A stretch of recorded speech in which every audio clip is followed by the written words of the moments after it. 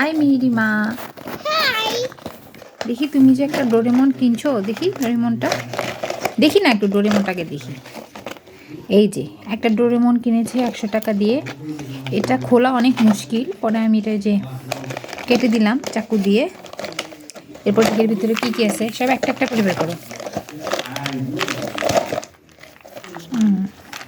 James chocolate, এটা একটা। তারপর আচ্ছা, এটা একটা খেলনা। আস্তে আস্তে বের করো। একটা কিন্ডার জয়,